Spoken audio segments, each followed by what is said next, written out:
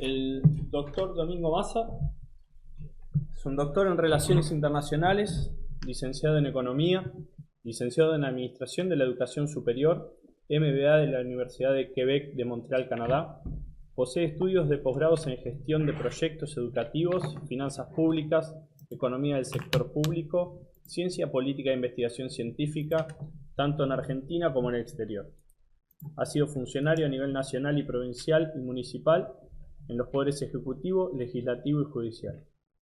Ha ocupado cargos académicos de conducción universitaria, profesor titular con participación académica y de investigación de distinto tipo en Argentina, España y otros países. Ha sido asesor general de la Universidad de Salamanca en Argentina. Es autor de diversas obras y artículos periodísticos con publicaciones nacionales y en el exterior.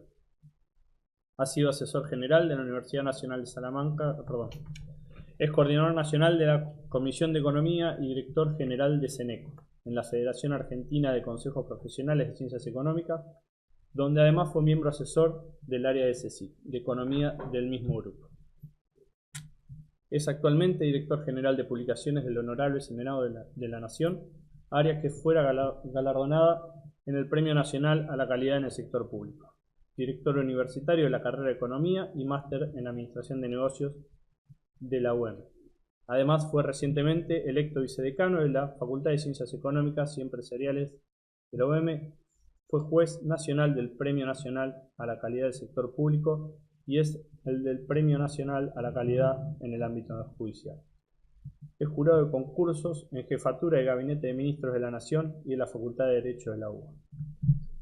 Le damos la bienvenida al doctor Domingo Massa. Muy amable, gracias, doctor. Adelante.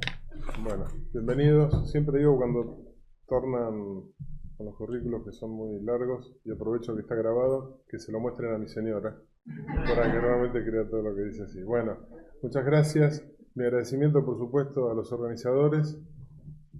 Debo agradecer al 100%, pero decirles que me siento parte de esto que se lleva adelante, porque creo que es la quinta o la sexta vez que vengo de alguna manera galardonado, y me siento de esa manera también para poder contribuir en estas jornadas. Bueno, vamos directamente a los hechos, si les parece, y a comentar algunas cuestiones principales. Primero, sé que hay algunos alumnos entre el auditorio y que además las cuestiones que acabamos de ver, y muy respetuosamente y en silencio, todos estaban observando, implica una realidad. Entre otras cosas, hay gente que está del otro lado mirando. Del otro lado de la pared, ¿qué quiere decir? Hay gente en vivo que se encuentra, por ejemplo, en otras direcciones, en otro ámbito, en otro lugar geográfico, que está presenciando lo que nosotros decimos aquí.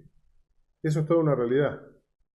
Hace 40 años atrás esto era imposible. Y esto lo que ha hecho es condicionar lo que nosotros denominamos como contexto. Si ustedes observan, el título de la charla que vamos a dar hoy es Contexto de las pymes o la pyme en la región frente a los ciclos económicos acelerados.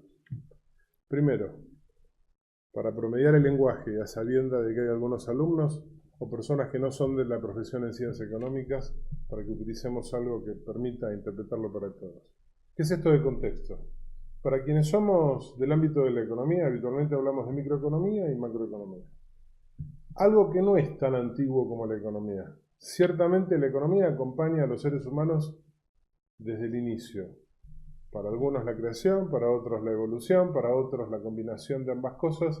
Sin que exista la economía científica, siempre el ser humano hizo economía. De hecho, para poder subsistir, debió, entre otras cosas, alimentarse. ¿Esto qué quiere decir? Que es una forma de hacer economía, aunque en algún momento no estaba definido como tal.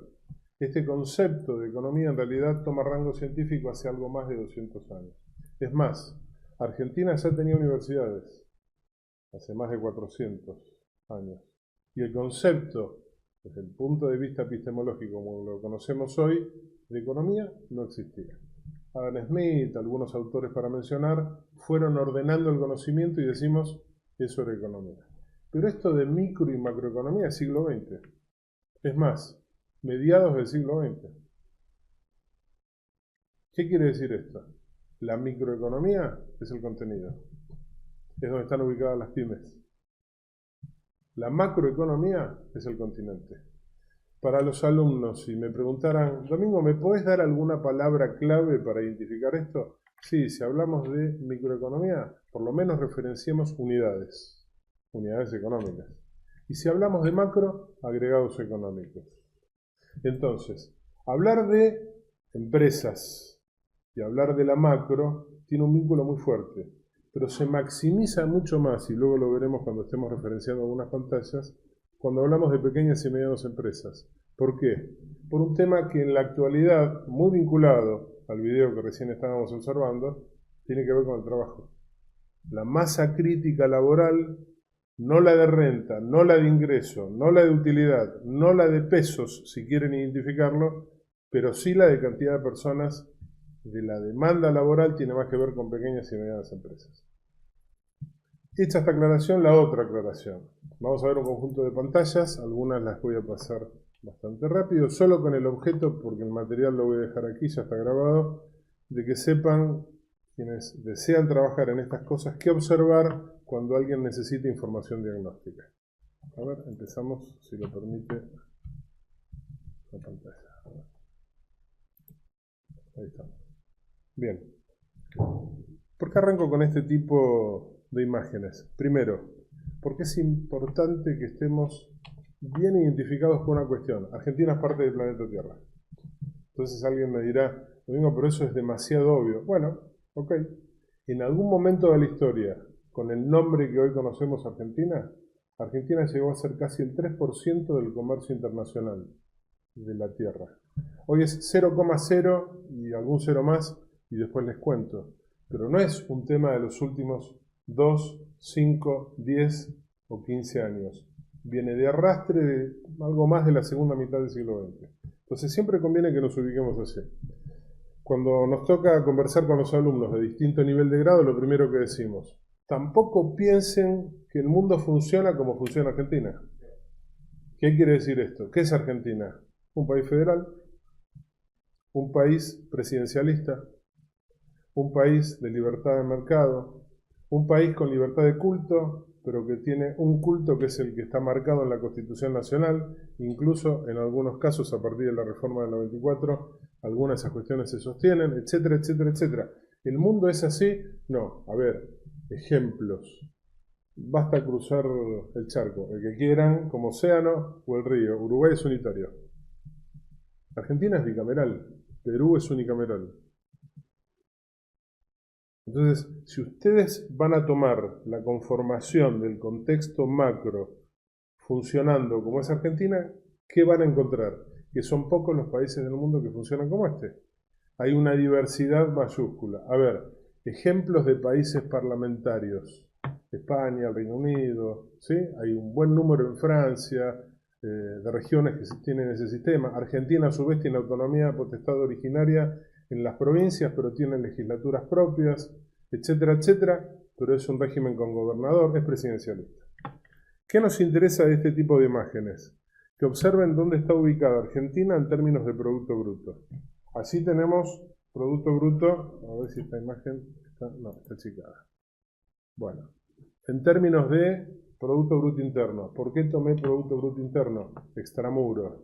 Si hubiese dicho nacional para los alumnos, digo, tiene que ver con los no residentes. A ver, insisto, si estuviese hablando solo para alumnos. Del Potro se recupera, juega al tenis, obtiene recursos, es residente argentina, pero de Argentina los obtuvo afuera. Eso es Producto Bruto Nacional. ¿De qué estoy hablando? Producto Bruto Interno. Solo para netearlo. No la voy a complicar, no voy a decir si es a costo de factores o a precio de mercado, si tiene que ver con los impuestos, PBI. Digo, o PIB, según las traducciones que ustedes toman. ¿Por qué tomé 2017? Un año punta a punta. ¿Sí? Enero a diciembre.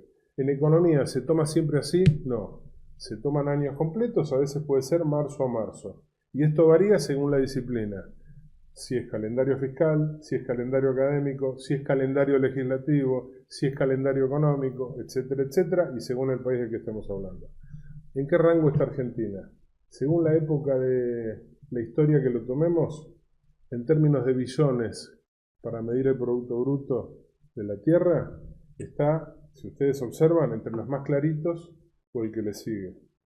Esto también tiene que ver según la moneda en que lo miden. ¿Por qué motivo? Porque los que tienen color más intenso son los que concentran mayor nivel de riqueza. Hasta aquí. ¿Por qué dije riqueza? porque estoy dando analogía al término Producto Bruto con riqueza. Lo que se produce en un año en una economía, eso es el Producto Bruto, eso es riqueza. Sigo en términos simples. Que tenga más riqueza no quiere decir que haya mayor calidad, nivel o estándar de vida. Vamos a hacer un simple ejemplo para ir a los extremos. Muy buen estándar de vida, alguien puede consumir mucho. Muy buen nivel de vida, puede tener acceso, por ejemplo, a libros, a cuestiones culturales. Le agrega calidad porque tiene espacios verdes, buen aire para respirar y lo que fuere. La concentración de riqueza no necesariamente implica eso. Y si no, observen el mapa que les estoy mostrando. Sin lugar a duda, Estados Unidos fue, durante gran parte de casi 150 años, casi el 40% del Producto Bruto Mundial.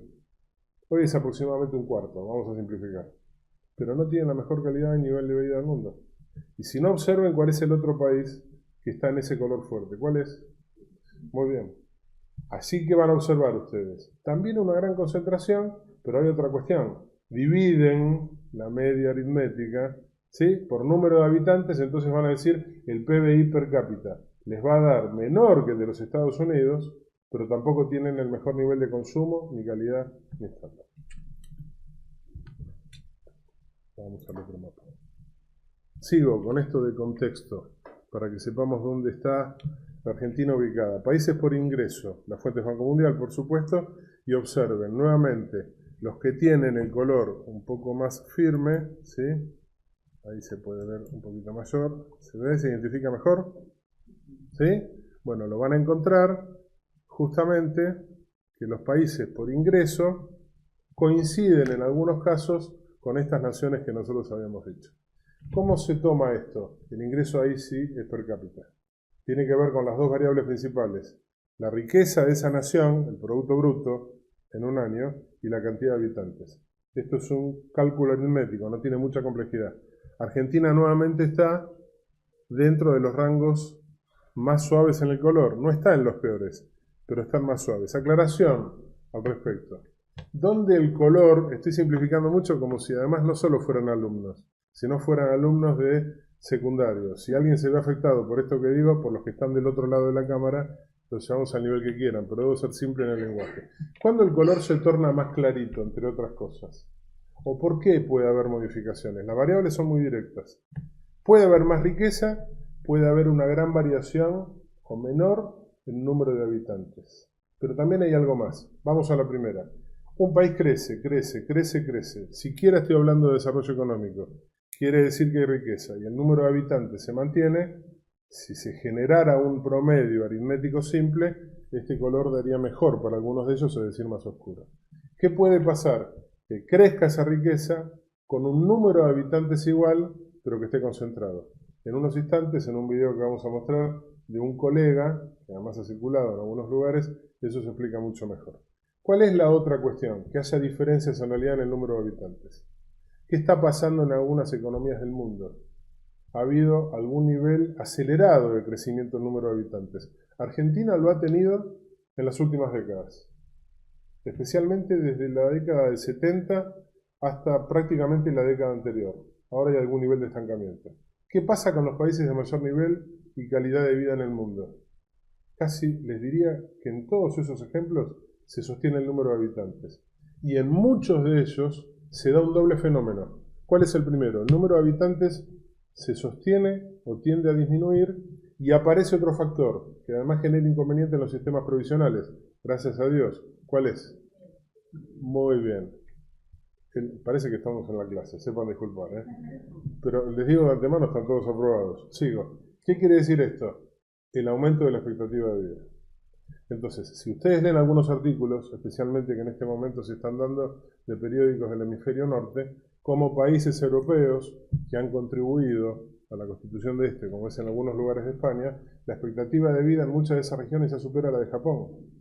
Entonces ya está casi llegando a los 90 años. El promedio en algunos casos, y en alguna cuestión de género voy a decir, obviamente, para el caso de las mujeres, que es siempre un poquito mayor, ya están los 86 años prácticamente, en algunas regiones de modo específico. Bueno, esto marca un mapa. ¿Cuál es el tercero? que no debiera tener relación directa, indirectamente lo tiene, con la construcción de riqueza, vinculado o no con la concentración, como dije, y el número de habitantes. Y algo que es muy fácil, y que tiene que ver con lo que los argentinos entendemos con mucha facilidad si toman el eje histórico de evolución de los ciclos económicos en la Argentina, y es el de las modificaciones del tipo de cambio. Si se devalúa o no, esta cifra se modifica. Entonces de repente el color parece que torna más intenso o se pone más clarito. ¿Por qué motivo? Porque se mide en términos de dólares. Entonces ahí parece haber una gran diferencia, pero que en realidad tiene que ver con tipo de cambio. Siguiendo, cuando digo tipo de cambio, ¿qué quiere decir? Cantidad de moneda necesaria para comprar unidad de otra moneda. Habitualmente, ¿qué hacemos? Especialmente en la Argentina. Pensamos en dólares, pero puede ser en otra unidad, luego vamos a ver un ejemplo.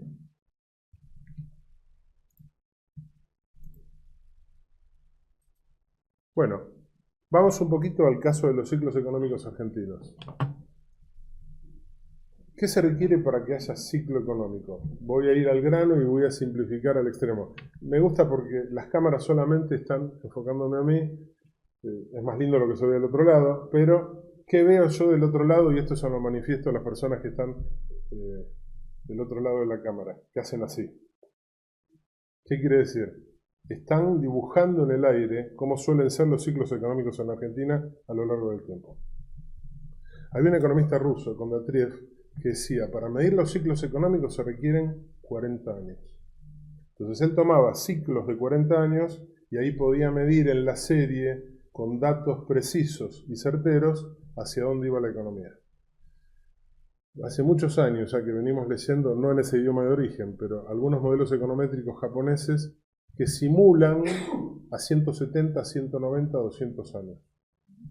Debo decirle dos cosas. Ese economista ruso o los econometristas de Japón no vivieron en la Argentina. Entonces, si nosotros quisiésemos trasladar eso, y ustedes observan que yo no estoy hablando de ningún momento histórico puntual. Ha habido lapsos en la Argentina donde parece haber algún nivel de estabilidad. Voy a repetir el dibujo que hacen del otro lado, ¿sí?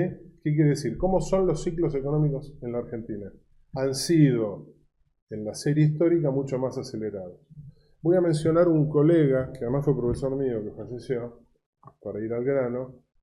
Yo recuerdo que le pregunté, y en realidad lo que quería es que me dijera cuál es el factor que más incide en los ciclos económicos de Argentina, basándome en lo que veníamos leyendo de Japón y en el caso de este economista de Rusia. Y me dijo algo que me hizo pensar mucho. Me dice, Domingo, en la Argentina, estudialo, y él lo desarrolla en un libro, les doy el nombre. El economista fallecido es Alfredo Villafañe, y el libro se llama, es antiguo, debe tener unos 20 años, Economía Dimensional. ¿Qué dice él? Tomen los periodos presidenciales. Y van a ver que prácticamente coinciden las mayores modificaciones con los periodos presidenciales. Hay un cambio de gobierno, se profundiza el ciclo económico. Claro, si yo me basara en lo que dicen los japoneses, 200 años. Si me basara en lo que dice este ruso, 40 años. Y en la Argentina los ciclos han variado pero menos. En general estamos hablando de 6, 4 o lo que fuera. ¿Qué pasa dentro de esos ciclos? Hay como si estuviésemos hablando de miniciclos. Se profundizan y enormemente. Dos cuestiones entonces para seguir aclarando. ¿Qué se requiere para que haya un ciclo? Actividad. ¿Qué tipo de actividad? Actividad económica. Si el agua se queda quieta, les digo, se pudre. Entonces se requiere actividad. Ahora, paradójicamente, para promediar estas cuestiones que tienden a que haya mejor nivel y calidad de vida, los modelos determinan que la actividad debe ser estable. Y entonces van a observar que cuando hay periodos de estabilidad más prolongados, alguno de ustedes hubiese hecho así, en vez de así, parece ser que estos factores que mencioné también tienden a profundizarse. En las próximas imágenes, que voy a ir pasando más rápido para que quede claro, van a observar como en la comparación de Argentina con los ciclos de otros países, siempre los puntos son extremos. No tienden a estabilizarse, sino a ir hacia las puntas. Ahora. Evolución del Producto Bruto Interno Argentina histórico en una serie determinada, y ahí para quienes quieran luego analizar este gráfico, en realidad desde el 1900 a la fecha. Esto arroja muchos datos, ahora no vamos a tener tiempo para poder determinarlo, pero el modelo argentino sigue siendo un modelo de análisis, aunque no lo crean, histórico en la mayoría de los países. En este mismo consejo, en 2 jornadas distintas, presentamos 2 cuestiones que luego se cumplieron. La primera, estábamos investigando hace unos años sobre qué modelos económicos basaba su teoría Keynes.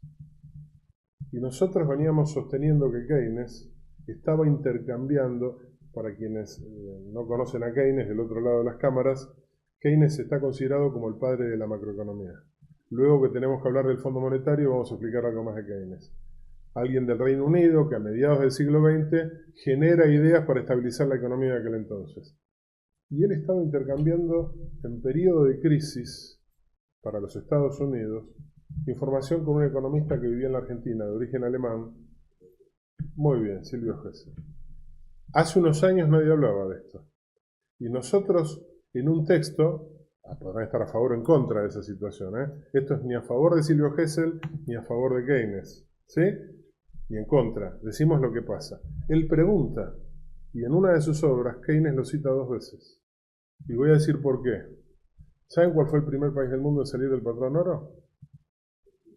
Sí, no Estados Unidos, Argentina. Muy bien. ¿Estaban todos aprobados? Usted tiene un 10. Bien. Debo haber leído algo de esto. Muy bien. Bueno, fue Argentina. ¿Qué quiere decir esto? Keynes lo observa.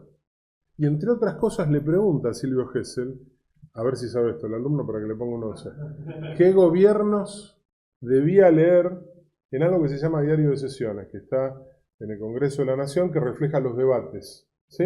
Las versiones taquigráficas se transcriben luego en texto y ahí están los debates. ¿Y qué le dice Silvio Gesell? Que lea, lo digo yo y te pongo el 11 igual. Que lea lo que había pasado en el gobierno de Roca. Y esto no tiene ideología. ¿Por qué se lo dice Silvio Gesell? Porque estaba interesado en observar Keynes, la actividad del Estado para resolver el problema de las crisis. Para bien o para mal, él lo hace. Y ahí desarrolla lo que más tarde se dice que es la teoría keynesiana.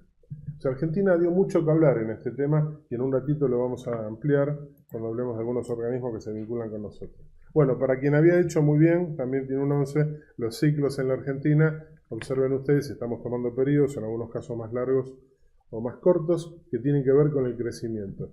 ¿Qué es lo que conviene en términos de crecimiento? Que sea constante. Ahora alguien me dice, ¿y si además de constante es un crecimiento pronunciado, no es el mejor de los mundos? Sí, salvo una cuestión, que se las acabo de explicar hace cerca de 6 minutos. ¿Cuál? Que hay que ser cuidadoso con la concentración de riqueza. Entonces, sí, mucho, pero hay que ser cuidadoso con la concentración. Esto en realidad es PBI, que tiene que ver con el capital que se desarrolla, aunque si lo miro 2 veces, creo que Dieguito, que fue el que lo desarrolló, quiso poner per cápita y puso per capital. Bueno, hay alguien que tiene un 11 y alguien de mi equipo que va a tener una nota un poquito menor. ¿Qué me interesa que vean aquí? Uruguay, Argentina, Perú, Colombia, Chile y Brasil. Inexorablemente Argentina está en todos los extremos. O sea, el que menos crece, el que más crece. La avenida más larga, la avenida más ancha.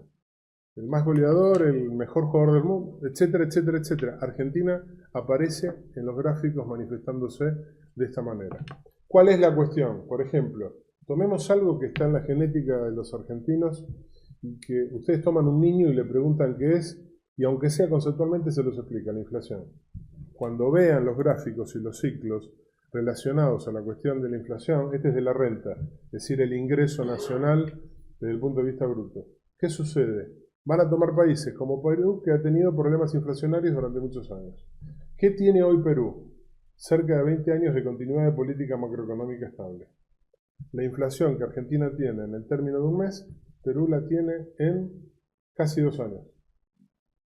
Hace 20 años siguen con inconvenientes políticos pronunciados en Perú, no han logrado desconcentrar gran parte del tema que yo les explicaba, como la riqueza va hacia algunos sectores determinados, pero han sostenido crecimiento económico con baja inflación, sin modificar la política monetaria en casi 2 décadas. Menciono Perú porque es uno de los que está en el gráfico. Voy a ir un poquito más rápido, esto se los voy a dejar. Endeudamiento externo. Busquen los extremos, ahí lo tienen. De vuelta a Argentina. Esto también es paradójico. Argentina llegó a estar casi al 20% del endeudamiento con respecto a su Producto Bruto, cuando hay naciones que multiplican por 4 su deuda externa con respecto al Producto Bruto, siendo algunas de ellas las economías más grandes de la Tierra. Sin embargo, Argentina paradójicamente va y viene con respecto al tema del endeudamiento externo. ¿Sí? Esto tiene que ver con la parte inflacionaria, por eso hablo de precios al consumidor. Y vamos a dejar que el amigo explique un poquito lo que les decíamos.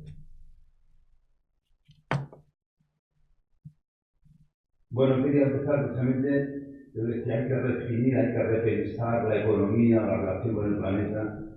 Yo diría, hay que repensar qué es el ser humano. ¿Por qué nos pasa todo lo que estaba diciendo? ¿Por qué nos pasa, si ustedes han leído el último informe económico del Foro de Davos, que el 1% de la población mundial ya acumula más riqueza que todo el 99% restante? Y esto no es normal, no es lógico, no es necesario, creo que no es tolerable. Estamos destruyendo el planeta, no es un cambio climático, estamos destruyendo el planeta. Y la pregunta es ¿por qué? Porque estamos en el siglo XXI y nunca antes como ahora habíamos tenido tantos recursos científicos, técnicos, tanta riqueza, y sin embargo es la época que tenemos más conflictos. Y para mí es porque hemos perdido por el camino la dignidad humana. Hemos olvidado lo que es el ser humano, la dignidad humana, y lo hemos enfocado todo en el dinero, en el crecimiento, en los negocios. Y cuando yo digo, por ejemplo, Renacimiento, esta época dorada que surge en Europa, y surgen personajes como Leonardo da Vinci, Rafael, Miguel Ángel, gente humanista, capaz de conocerlo todo, de abarcarlo todo, el arte, la ciencia, la religión, y que auguraba un futuro increíble a la humanidad cuando comienza la ciencia, con Kepler, Copérnico, Galileo, gente que tiene el carácter de señores, que es la Tierra la que gira alrededor del Sol. ¿No? Luego Newton, que parecía que con Newton, ya después de Newton, ya poco más, y que el mundo tendría un éxito fantástico, hemos llegado a la destrucción. Y es porque nos hemos enfocado la propia ciencia, o una parte de la ciencia, se ha enfocado en una visión reduccionista del ser humano. Y hemos ido enseñando a partir de las teorías de Darwin de que el hombre es poco más que un animal, un poco más inteligente, ¿verdad?, que lucha por sobrevivir, porque la vida es una lucha por la supervivencia, y en esta lucha sobreviven o evolucionan los más fuertes o los que se saben adaptar mejor. Bueno, el amigo tiene una particularidad. Primero, trabaja sobre certezas, un hombre muy exitoso a nivel mundial, y además tiene el nombre, no es muy optimista. Nosotros vamos a tratar de dar vuelta a esta cuestión en algunos párrafos. ¿Por qué habitualmente intersectamos las imágenes que pasamos con este tipo de comentarios? Primero, si estamos hablando de cuestiones de economía, debo aclarar que la economía es una ciencia social. El dinero representa un gran número de cosas, pero el objeto de estudio de la economía es el hombre. Y esto del dinero tiene que ver con la moneda, que además, si toman el video que antes estaban observando, ¿qué está pasando con la moneda en el mundo? Tiende a desaparecer. Yo recuerdo en una reunión de junta de gobierno en la Federación de Ciencias Económicas, hubo una charla muy particular donde preguntaban cuál es el origen de la inflación en la Argentina. Bueno, es multifactorial.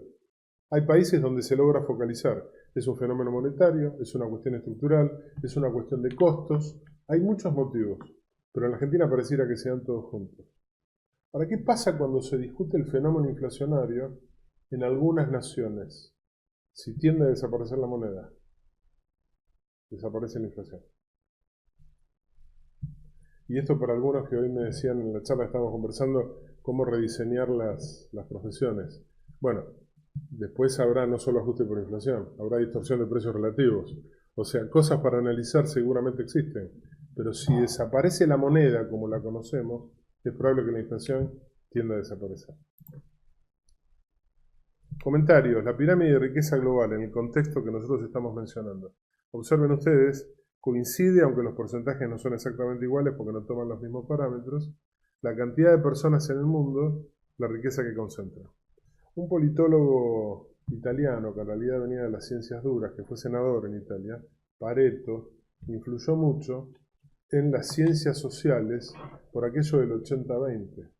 El 80% de los recursos los genera el 20% de las unidades. Veamos entonces, para conversar, a qué referimos con esto. Agentes económicos. ¿Cuál es el agente económico por excelencia? Las familias.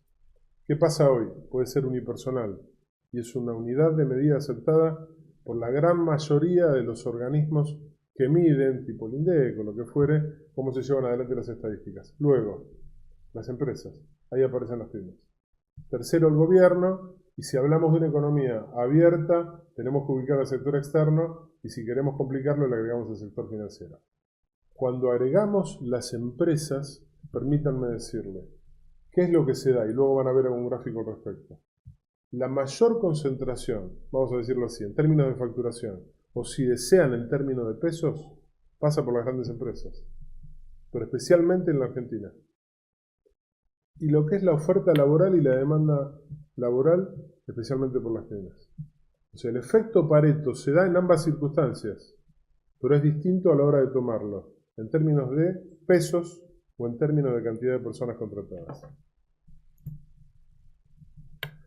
¿Qué está pasando en el mundo? Lo ideal sería ver dónde está ubicada Argentina. ¿Sí? Ahí tienen el Pacto de Shanghái que hablábamos antes, y ahí tienen cuál es la posición de Argentina. En términos y por colores pueden diferenciar lo que es el G20, quiénes componen el G8 y quiénes componen el G7. Debo decirles que si hay que tomar un criterio que determine cuál es la forma en que se arma el G20, el G8 y el G7, para el G20 aparecen cuestiones geopolíticas estratégicas, priorizando lo económico. Para el G8 ya la cuestión geopolítica toma un peso mayor para acelerar lo económico, y en el G7 es económico.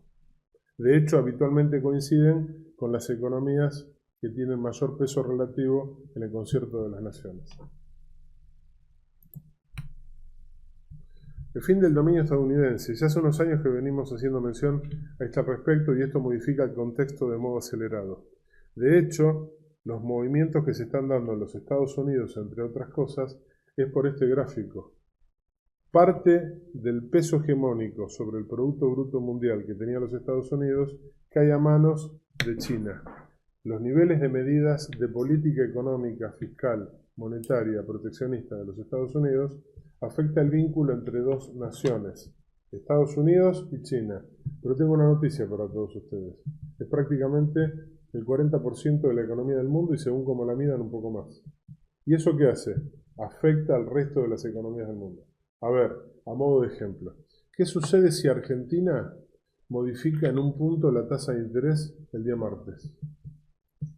Pareciera ser algo imperceptible. Es más, les voy a decir algo.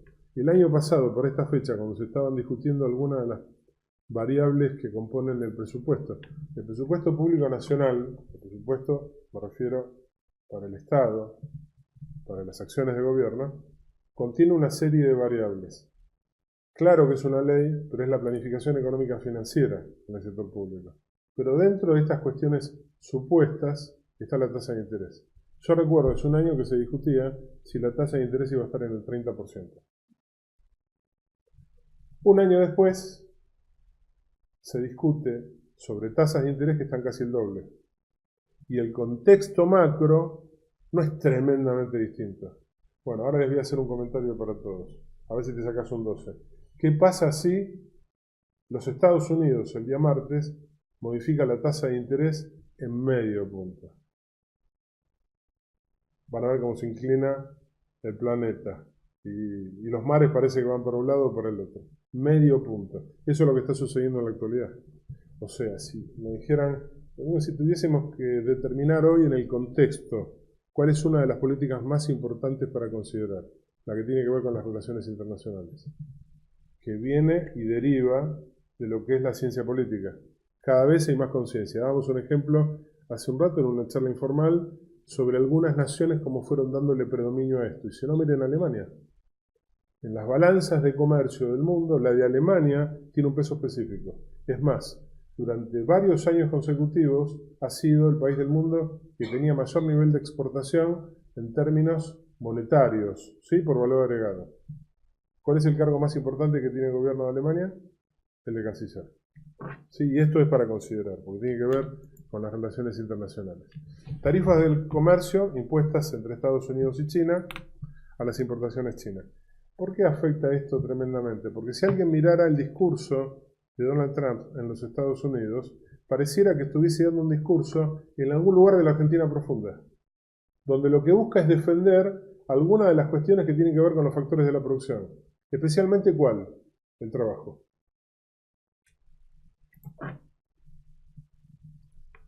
Bueno, esto ya empieza a jugar un poquito con el tema de los movimientos de liquidez, algo hemos explicado por las cuestiones de la tasa de interés. Alguna cuestión histórica, para que vean cómo Argentina ha tenido mucho que ver en esto. Para quienes deseen analizar de modo gustoso si los movimientos crediticios de deuda externa y de liquidez en el mundo tienen impacto, vayan a la Baring Brothers. Momentos en los cuales el Reino Unido era quien más peso tenía en los movimientos de comercio internacional y tenía a su cargo la hegemonía de la economía, que luego deriva en los Estados Unidos. Argentina, por un movimiento de deuda no paga, hizo tambalear al Reino Unido. ¿Qué pasa a lo largo de los años con estos movimientos? Los movimientos de liquidez hicieron desde la década del 60, pero especialmente del 70 a la actualidad, que algunos países tomaran medidas extremas para poder controlar la inflación. ¿Buscando qué? No disminuir la actividad económica. Para simplificar este concepto, para que quede claro, y lo voy a dar con un ejemplo. ¿Qué pasa si una economía tiene exceso de su moneda, dando vuelta por así? Para evitar que exista un incremento en el nivel general de precios, ¿qué pudo haber hecho? Generar créditos externos y prestar a otras economías del mundo. Por ejemplo, ¿cuáles? Argentina. Y así como Argentina en el siglo XIX exporta una crisis al Reino Unido, importa inflación en la década del 70, 80. ¿De qué nación? De los Estados Unidos, 13. Vamos sumando puntos, muy bien. De los Estados Unidos. ¿Por qué motivo? Porque toma esos créditos quitando liquidez local para los norteamericanos y siendo para nosotros un crédito que generaba inflación. ¿Está? Muy bien. Acá el amigo va a hacer la suerte de cátedra. Bueno, muy bien. Proyección está muy bien, pero está muy bien focalizada. Proyección de impacto para los bancos centrales. Bueno, esto tiene que ver con una cuestión muy clara. En un ratito lo vamos a explicar. Es decir, los bancos centrales tienen a su cargo el control de la política monetaria de las naciones. Ahora está de moda en un colega que suele decir que los bancos centrales tienen que desaparecer. Entonces él justifica con este mecanismo que si se elimina, lo digo porque lo conozco y respeto mucho porque es de gran capacidad, si se elimina el Banco Central, él dice se va a eliminar la emisión monetaria, se elimina la inflación. Yo lo que digo es, si la moneda desaparece, es muy probable que por ese motivo no haya inflación. Lo que no queda claro es que si no hay Banco Central, no va a haber emisión monetaria. A ver, vamos a explicar esto en términos para los alumnos, aunque en algún caso muy calificados.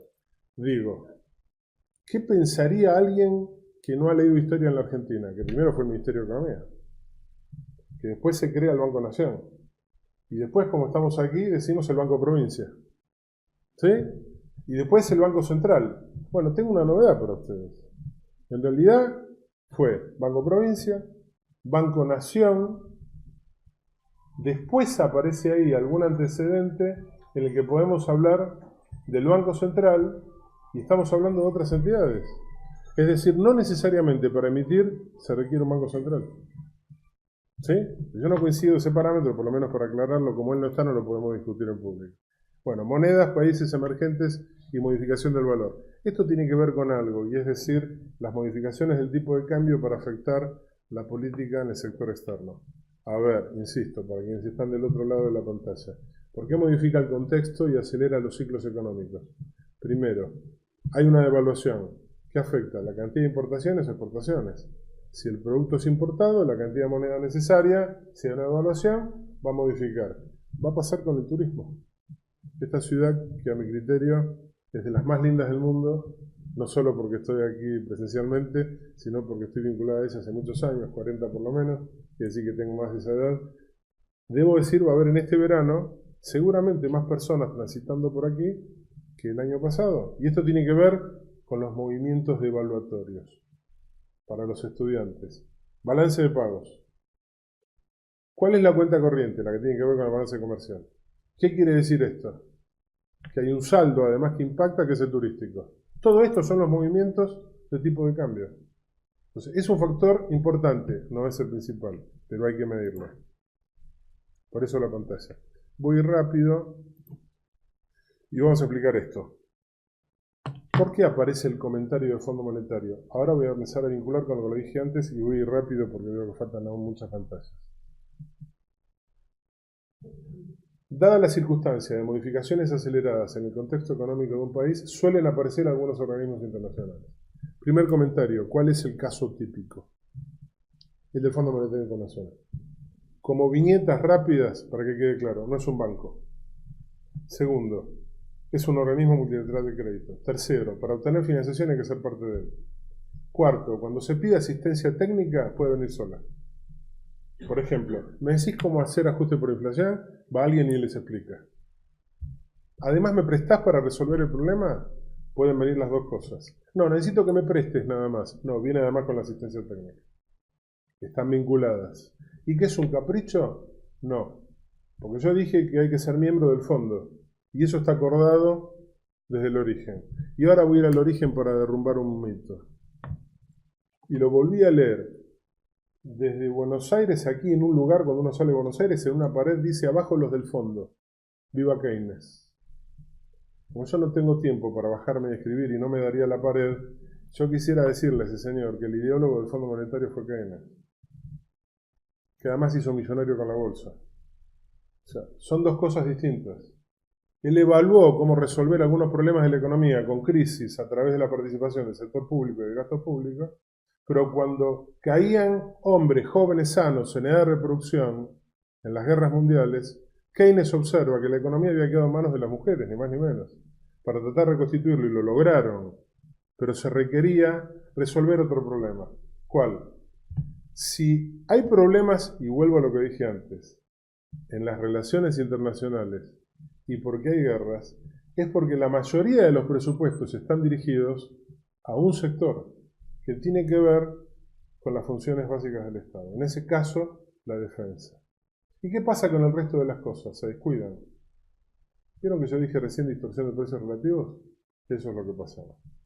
Cuando una camisa tenía que ver con un par de zapatos, de repente, en ese momento, 6 camisas para un par de zapatos. ¿Y eso qué genera? Ruptura del comercio internacional. ¿Y qué ve Keynes? Que había déficit de balance de pagos. ¿Vieron que expliqué balance de pagos recién? No fue casual. La cuenta corriente, la balanza comercial es parte del balance de pagos. Implicaba déficit para la mayoría de los países del mundo. Entonces, ¿qué dice Keynes? Hay déficit crónico de balance de pagos. ¿Qué hay que hacer? Crear un organismo para que elimine el déficit crónico de balance de pagos. ¿Qué quiere decir esto? Que él idea un organismo que ayude a los países para que recuperen su balance de pagos y con ese recupero hagan ¿qué? Devuelvan lo que debía. Como están grabando, solo les puedo decir algo. No fue casual que quienes apoyaron la idea fueron los vencedores de la Guerra Mundial, que querían cobrar las deudas de pérdida de la Guerra Mundial. Eliminaban el fondo de déficit de balance de pagos y podían pagar la deuda. Eliminadas algunas ingenuidades, aparece el Fondo Monetario. ¿Y el Fondo Monetario para qué fue creado? Para ajustar, si yo lo acabo de explicar. Y antes que yo el que tuvo la idea para que se creara. Es un organismo multilateral de crédito para eso. Toda la culpa del fondo y lo que quieran, digo yo como comentario. Pero fue creado para eso. Ahora, lo ideal ¿qué es? Formar parte y no deberle. Preguntarle lo que quieras, pero no deberle. Pero si le estás pidiendo, ¿qué te van a decir? Ajustar para devolverlo. Así nace el Fondo Monetario Internacional. Les dije también hace un ratito, jugando con la memoria, que cuando hablamos de devaluaciones hay otras unidades de medida. Bueno, el Fondo Monetario Internacional no prestan dólares. Prestan derechos especiales de giro, que luego se traducen a dólares. Es otra unidad de medida. Stiglitz versus Dormus, ¿qué dicen? Uno de ellos al otro. Y lo que tiene el fondo no sirve de nada. ¿Por qué? Porque el aporte de otros países al fondo es, por ejemplo, la moneda argentina, en pesos. Por lo menos el 70-75% del fondo que constituye lo que cada país integra como cuota parte es en moneda doméstica. Entonces, ¿qué dicen? Imagínate, ese 70-75%, el resto puede ser oro, dólares, pero es en pesos. Entonces, ¿qué puede valer eso en el fondo? El otro que le dice, sí, pero la moneda doméstica de los otros países, ¿cuáles son? Por ejemplo, el dólar. Puede ser el euro, según quien sea su miembro. Puede ser la libra esterlina. En esa disputa, el fondo, ¿cómo se posiciona? En dos cosas. En un prestamista de última instancia que condiciona la política económica de quienes solicitan asistencia y en un calificador de riesgo. Entonces, si el fondo levanta el pulgar o baja el pulgar, determina qué es lo que pasa fronteras adentro, fronteras afuera. Voy rápido, pero con esto quedo comprobado lo que les dije antes. Argentina es parte del planeta Tierra, tiene ciclos acelerados en su contexto y además agrega cosas, por ejemplo, que asistencia de organismos que fueron creados para eliminar algunas crisis.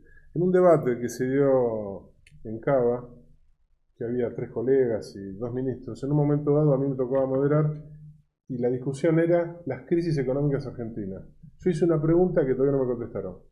La digo aquí y no espero que conteste porque entonces te pongo un 100. Digo, ¿Argentina está en crisis? ¿O Argentina es así? Entonces, no me contesten, no te vas a llevar toda la nota. ¿Y esta pregunta qué quiere decir? Miren los ciclos económicos. ¿De cuántos años? 200. Y entonces alguno de ustedes, que también tiene una muy buena calificación, va a ser así. ¿Sí? Entonces yo digo, no sé si es una cuestión de crisis, o es recurrente porque Argentina es así. Sigamos, muy rápido. ¿Por qué mide metas nominales de base monetaria e implementación? Esto de base monetaria que tiene que ver con el dinero que está dando vuelta en los bolsillos, la circulación monetaria, los depósitos de las entidades financieras en el Banco Central, etc., suele constatarse contra ¿qué? Contra los niveles de reserva que tienen los bancos centrales. Por eso antes hablé de Banco Central. ¿Qué permite eso? Medir cuáles son los valores de tipo de cambio, por lo menos de modo hipotético. ¿Sí? ¿Qué sucede? Eso enmarca en algunas políticas económicas algún nivel de intervención frente a las variaciones del tipo de cambio. Argentina no tiene flotación sucia. Estábamos con un colega, con el que hemos dado charlas incluso en la provincia hace unos días, Juan Carlos de Pablo. Entonces arranca la charla él, a mí me toca continuar, y le pregunta a una de las personas que está allí. Le dice, Juan Carlos, ¿a cuánto debiera estar el dólar? Y entonces me dice a mí, ¿qué le doy, la respuesta larga o la corta? Le digo, dale la corta. ¿Qué dijo él? No sé. ¿Y por qué? Y porque una de las variables es esta. Digamos, yo intervengo en la banda de flotación que la puedo ir modificando y según la cantidad de dólares que tire en el mercado va variando. ¿Depende solo de eso? No. Claro que la intervención del organismo que mencioné hace un ratito ha logrado lo que en la Argentina parece una estabilidad que en realidad lleva solamente unos días. Esto viene relacionado con algo que hablábamos hace un rato. ¿Qué pasa en el contexto y en las pymes cuando la estabilidad parece darse de esta manera? Rápidamente se genera clima de negocios. Entonces da la sensación que hay mayor actividad económica. Ahora vinculo con otra variable que di hace un ratito para que no quede colgada. Hay mayor clima de negocios. Parece que el tipo de cambio se estabiliza. ¿Y cuál es la variable más importante que determina si esos negocios pueden ser exitosos o no? Se los voy a decir. Para los profesionales en económicas, además, es doblemente importante. ¿Por qué? Porque es lo que llaman en Brasil, que es otra cosa, lo que es aquí, tiene que ver con los niveles de monetización. Y los brasileros dicen, nosotros tenemos mejor nivel de monetización. ¿Qué es eso? Más crédito. ¿Y de qué depende? Del precio del crédito. Entonces, ¿de qué depende? De la tasa de interés. Entonces, cuando a mí me dicen, bueno, pero si vos tenés una actividad productiva, no pienses en tasa de interés. Bueno, tengo que pensar como profesional en ciencias económicas. Si yo voy a hablar en términos de evaluación y formulación de proyectos de inversión, tengo que hablar de flujos de fondos. Tengo otra noticia para los colegas, que no lo voy a medir contra la tasa de interés. Entonces, si a mí me dicen, mira, hay tasas de interés que se están cobrando al 70%, pero acá a 2 cuadras hay alguien que por un crédito de 10.000 pesos está cobrando una tasa mayor. Entonces me dice 80. ¿Cuánto me tiene que rendir el proyecto? Y entonces, ¿qué pasa con el clima de negocios? Y ha afectado a la actividad productiva. Entonces, cuando están acelerados los ciclos, tiene que ver con esto. Se genera una paradoja. Parece haber estabilidad, pero lo es en una de sus variables, pero la otra es la que condiciona que ese clima de negocios se transforme en productivo. Bueno, evolución del dólar y zonas de intervención cambiaria es lo que yo les decía recién por el tema de la flotación sucia. ¿Sí? Estos son ejemplos. Yo voy a ir adelantando porque todas estas pantallas, por ejemplo, se las voy a dar. Aquí tienen además el cumplimiento no de las metas, que por supuesto en los últimos días se dio, con fuente, y pueden hacer alguna comparación con respecto a la base monetaria. Bueno, tasa de interés en pesos. Observen. ¿Qué es lo que pasa aquí? Y con los ciclos. Esta es la medición de un día. Si este gráfico fuera el de los Estados Unidos, desaparece la Tierra. ¿Sí? Sigo. Créditos prendarios en pesos y venta de automotores. Es lo que yo les decía recién. Miren cómo no logran asociarse. Marca tendencia, pero no van juntas. Y esto es para consumo. Alguien me dirá, bueno, Domingo, pero puede ser que el vehículo automotor vaya dirigido a lo que es un bien de capital. Yo no estoy hablando en términos contables. Ubiquen lo que quieran en el estado contable. Les voy a decir otro, lo quiero medir en términos de producción. ¿Por qué motivo? Porque ustedes toman hoy las grandes productoras automotrices del mundo y le dicen la incidencia de la mano de obra en el precio final del automóvil. ¿Cuánto es? Vamos por los 100 y pico de puntos. Después me llaman, me mandan un mail y me dice, Domingo, no encuentro automotriz que tenga el costo total de su vehículo en la Argentina que supere el 2%. Si encuentran una del 3 me cuentan. ¿Sí? La incidencia de la mano de obra. Les digo que hay lugares del mundo donde es el 0,3. ¿Sí? Según los niveles de automatización.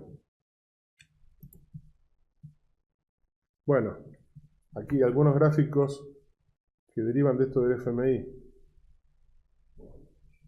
Aquí vincula varias de las cuestiones que hacen a la actividad productiva y además componen lo que es el Producto Bruto. Está vinculando las exportaciones, las inversiones, el consumo y lo mide en términos de inventario.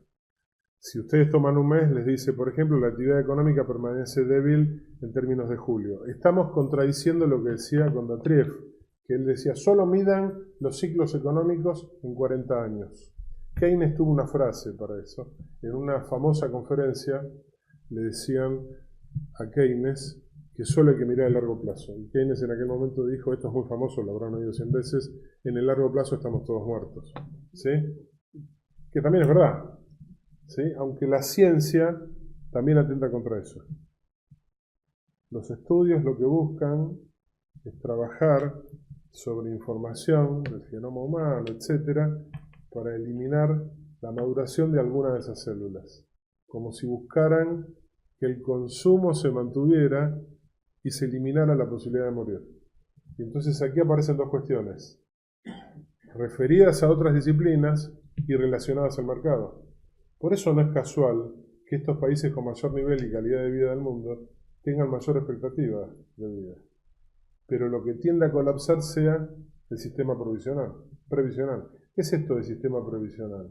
Tiene que ver con el rango de contingencia.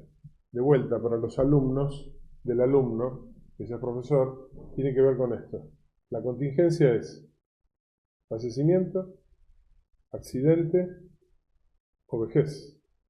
Y los sistemas previsionales del mundo, desde hace muchos años, buscan resolver las tres cosas. Los mercados dicen, si las personas no fallecieran, es un modelo, tendrían reducidos los niveles de consecuencias que tienen que ver con el envejecimiento y además no se accidentan, tenemos resuelto uno de los problemas. ¿Cuál? Hay más consumo. Ahora el tema es, si las personas dejan de trabajar a cierta edad, ¿cómo se sostienen los sistemas previsionales cuando hay cada vez menos personas económicamente activas y más personas económicamente pasivas? Por un lado hay más consumo y por otro lado hay menos posibilidades de sostenerlo. Ese es el verdadero problema del sistema previsional que tiende a colapsar en el mundo. Vamos un poquito más. Bueno, la inflación se acelera desde mayo. Aquí estamos hablando de cuestiones coyunturales de Argentina, ¿no? Les voy a dejar igualmente las 4 pantallas dentro de todo lo que estamos armando. Aquí tienen algo que yo les decía, lean Economía Dimensional para ver cómo los ciclos económicos se asocian a los periodos presidenciales.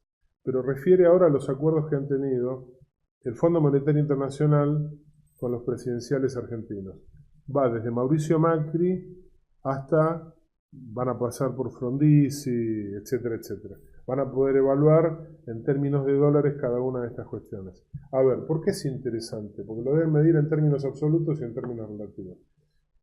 No voy a dar nombres, pero van a ver de modo llamativo que hay algunos presidentes que no estaban firmando ningún acuerdo con el Fondo Monetario Internacional.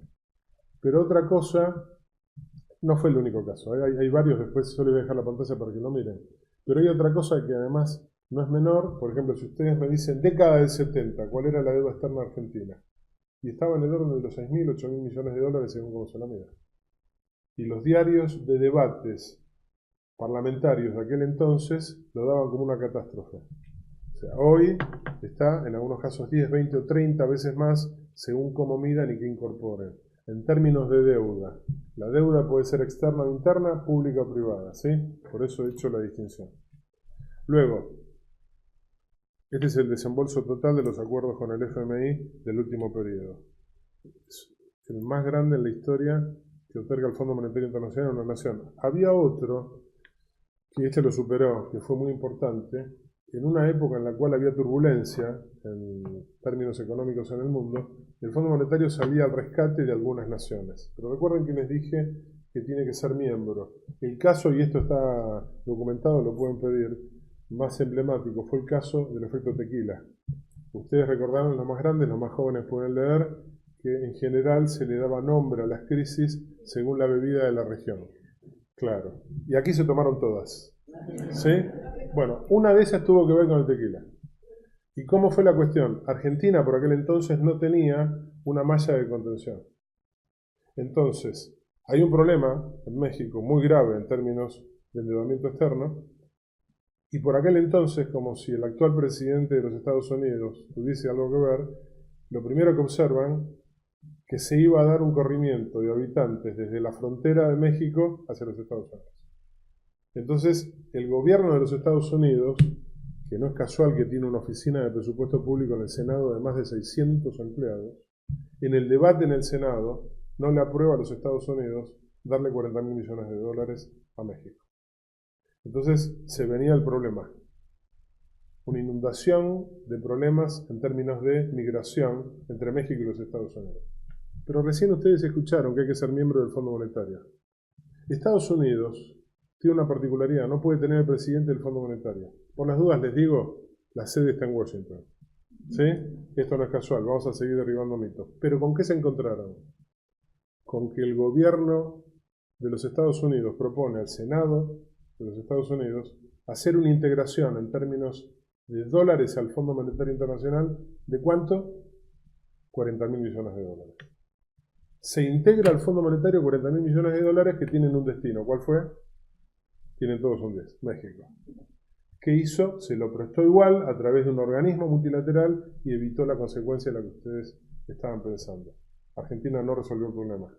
¿Cuál fue el país del mundo más afectado en términos de crisis financiera por el efecto tequila? Argentina, que en aquel momento no recibía esa asistencia financiera. Argentina es el quinto país del mundo con mayor capitalización externa en términos de dólares. ¿Sí? Entre ellos está Arabia, Emiratos Árabes, la ex Unión Soviética, ahí está Argentina. ¿Qué quiere decir esto? Que hay un gran número de dólares extramuros, fuera de la frontera. Algunos dicen el equivalente a la deuda externa argentina. Yo digo el equivalente a un Producto Bruto argentino. Esto se fundamenta en un modelo econométrico.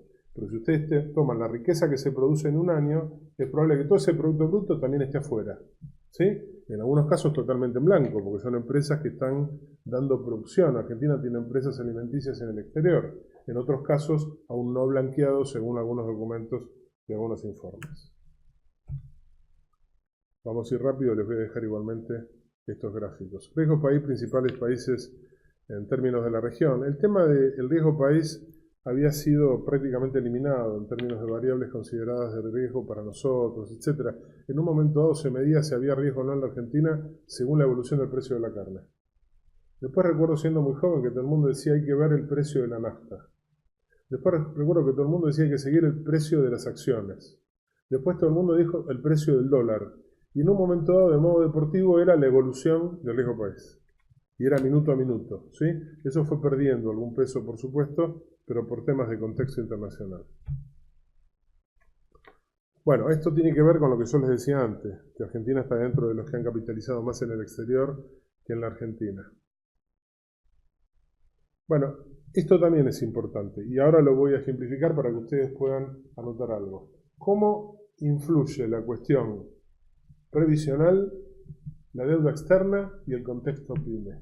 Y voy a dar un ejemplo argentino con otra nación.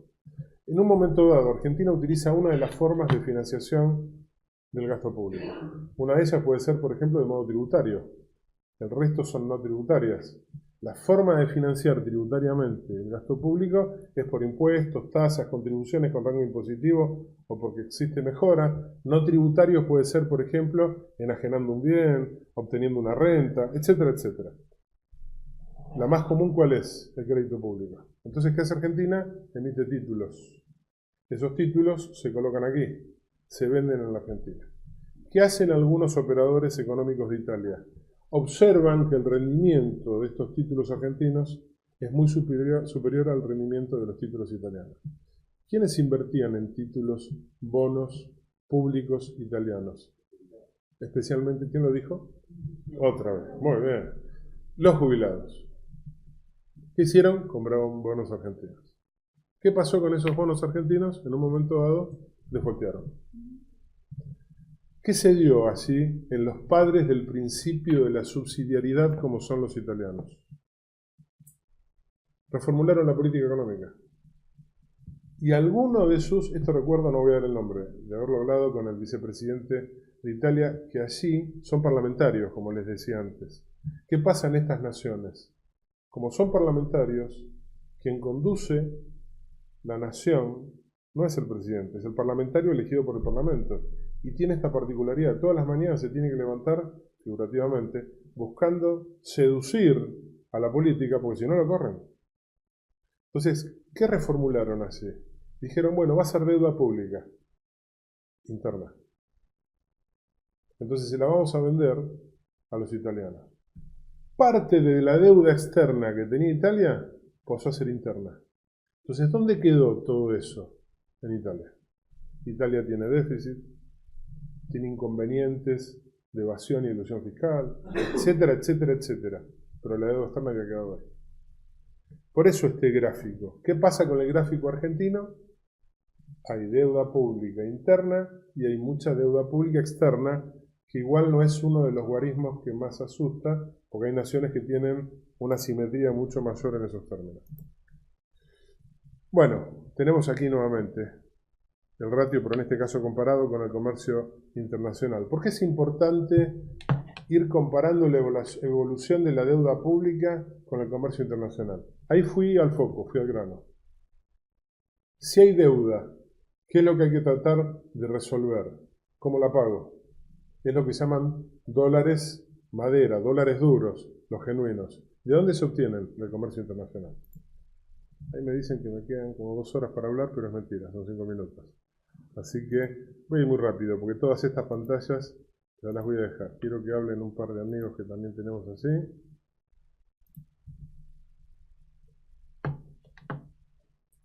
The fourth point, which is environment, which is we're taking this amazing group of young, fantastic kids who just dealt a bad hand, it's no fault of their own, and we put them in corporate environments that care more about the numbers than they do about their kids.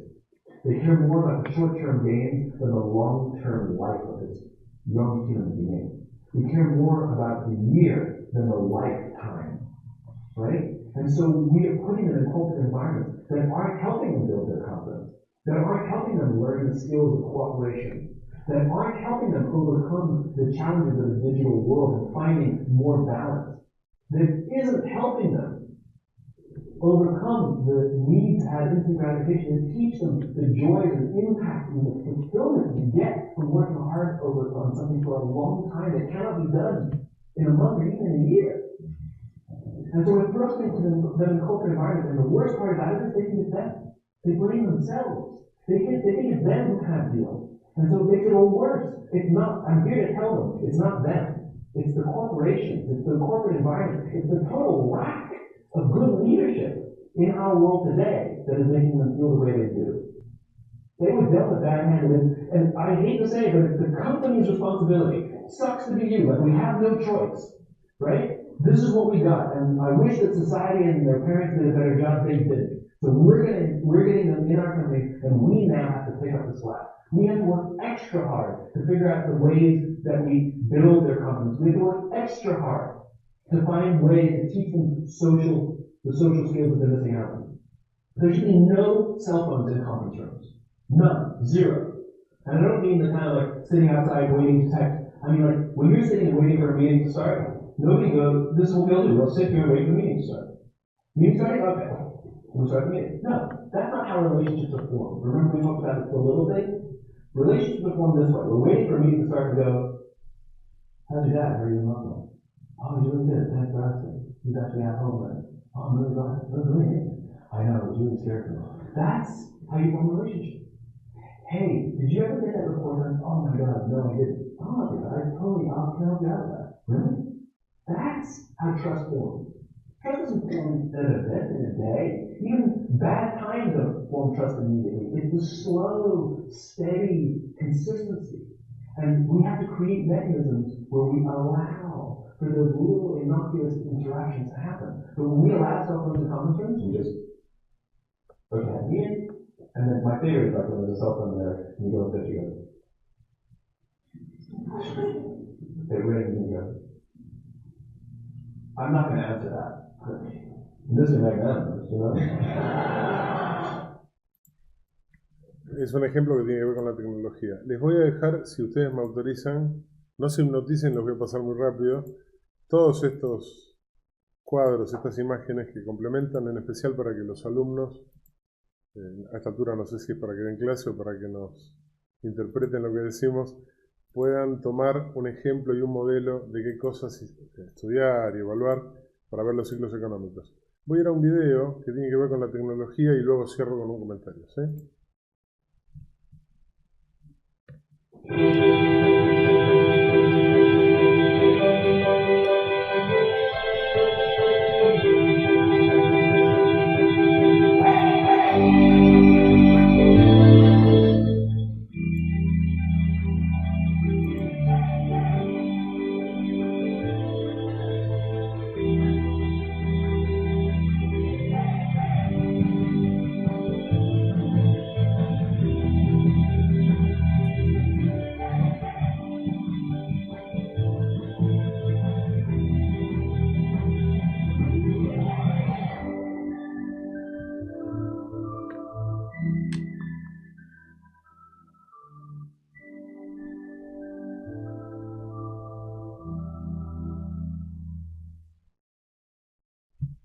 Dos comentarios, tres. Primero, la notebook es esta. Luego, los ciclos económicos se aceleran e impactan en las pymes por muchos motivos. Uno de ellos tiene que ver con la tecnología. Pero para cerrar, por falta de tiempo, quiero hacer un comentario. ¿Qué es lo que hay que resolver? Las cuestiones de fondo. Lo conceptual. ¿Cuál es el riesgo? Si yo incorporo tecnología sin resolver el problema, voy a tener el mismo problema, pero más rápido. Buenas tardes y gracias por el tiempo.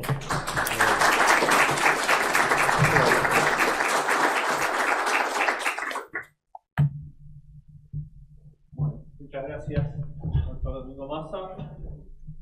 Ha venido desde lejos para poder dar esta charla. Para que me den